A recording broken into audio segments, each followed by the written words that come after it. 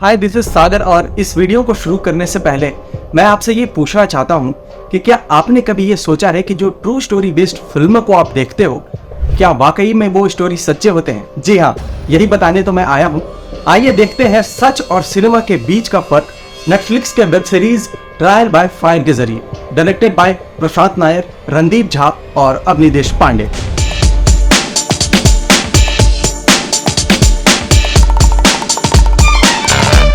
ये web series उपहार cinema fire tragedy पर बेस्ड है, जिसे इंडियन हिस्ट्री की सबसे भयानक फायर ट्रेजेडी में से एक माना जाता है। ये आग फ्राइडे 13 जून 1997 को दिल्ली के उपहार सिनेमा में दोपहर 3 बजे फिल्म बॉर्डर के स्क्रीनिंग पर लगी। आग लगने का सबसे बड़ा रीजन ये था कि 13 जून 1997 को उपहार हॉल के बेसमेंट में लगे 2 बड़े बड़े ट्रांसफार्मर में अचानक आग लग जाती। एक जोर का धमाका होता है। आवाज सुनते ही सिक्योरिटी गार्ड सुधीर कुमार और सिनेमा हॉल के मैनेजर ने फायर ब्रिगेड और डीवीबी यानी दिल्ली विद्युत बोर्ड को इन्फॉर्म किया। डीवीबी के इन्वेस्टिगेशन से पता चलता है कि ट्रांसफार्मर की मरम्मत सही ढंग से नहीं की गई थी। तो चूतिया हो गया क्या? आग लग गई। वेट, मैं बताता हूँ। ट्रांसफार्मर में बी फेस के लो टेंशन केबल को लूज कनेक्शन किया गया था, जिससे एक तार स्पार्क करती हुई लटकती रही, जो रेडिएटर से टकरा गई और जिसके वजह से उसमें एक छेद हो गई, जिससे लगातार तेल रिसता रहा और धीरे धीरे पूरे पार्किंग लॉट में फैल गया, जिससे पूरे पार्किंग लॉट में खड़ी गाड़ियों में आग लग गई। अगर आप इस तस्वीर को गौर से देखें तो पार्किंग के नॉर्थ और साउथ की दिशा में धुआं ऊपर उठने लगा और खिड़कियों के जरिए धुआं फर्स्ट फ्लोर के बैल्कनी सीट्स की तरफ मुड़ गया और दरवाजे के रास्ते ऑडिटोरियम में चला गया। जो धुआं साउथ की तरफ उठ रहा था वो एसी डेस्क के जरिए सिनेमा हॉल के अंदर चला गया। पर प्रॉब्लम ये थी कि धुआं में कार्बन मोनोऑक्साइड था, तो वहां मौजूद लोगों का दम घुटने लगा और लोग एग्जिट डोर की ओर भागने लगे। लेकिन उन्होंने देखा कि दरवाजा बाहर से लॉक है, क्योंकि कोई भी बगैर टिकट घुस गया ना, पैसे तुझसे ले लूंगा, समझा? जल्दी कर।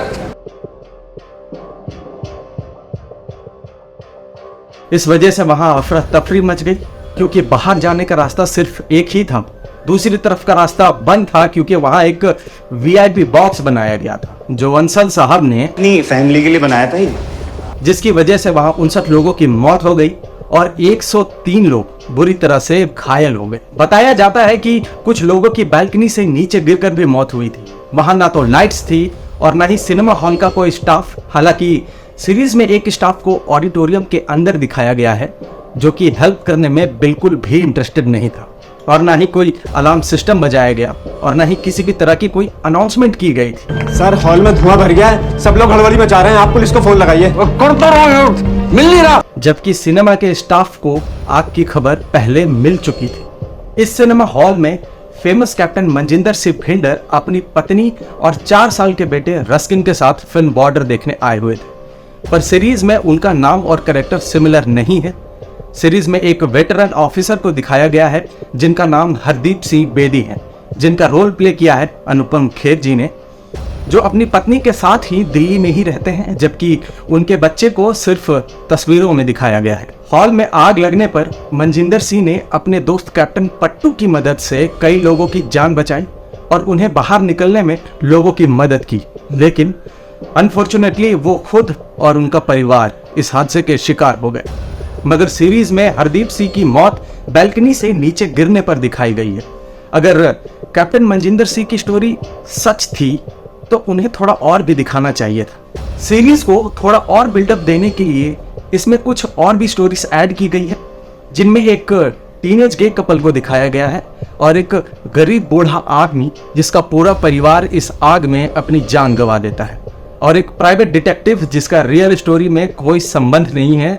हालांकि आशीष विद्यार्थी ने कमाल की एक्टिंग की है। मगर इनमें सबसे इंपॉर्टेंट है मिसेस नीलम कृष्णमूर्ति, जिनका रोल प्ले किया है राजश्री देशपांडे ने, और उनके हस्बैंड मिस्टर शेखर कृष्णमूर्ति, जिनका रोल प्ले किया है अभय देवल ने।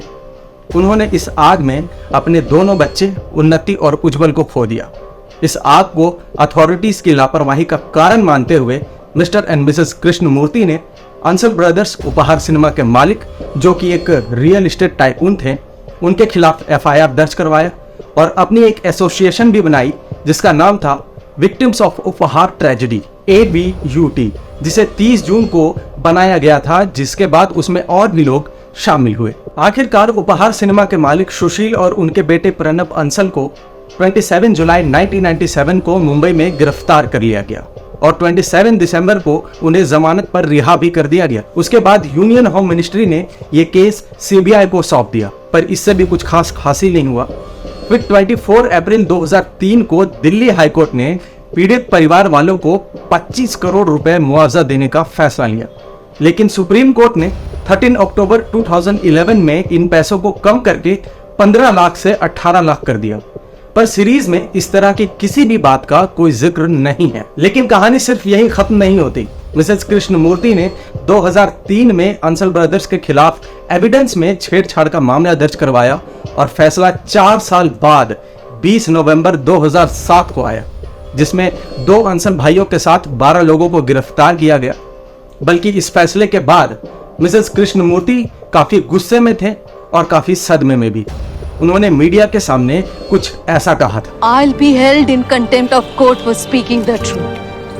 इस कोर्ट में टाइम वेस्ट करने से अच्छा ये होता कि जिस दिन मेरे बच्चे मरे हैं उस दिन मैं गन उठा लेती और उन लोगों को मार देती जिन्होंने मेरे बच्चे को मारा है। मुझे भले ही सजा हो जाती, लेकिन इस बात की तो तसल्ली होती कि इंसाफ हुआ है। पर हकीकत में उन्होंने ऐसा कुछ भी नहीं कहा था। इस केस की अंतिम सुनवाई में 24 साल लग गए और इतने सालों तक चलने वाले इस केस के बीच ABUT ने हमारे देश में पब्लिक प्लेस, स्कूल, हॉस्पिटल और सरकारी जगहों पर लगे फायर अलार्म सिस्टम पर बड़े सवाल खड़े कर दिए।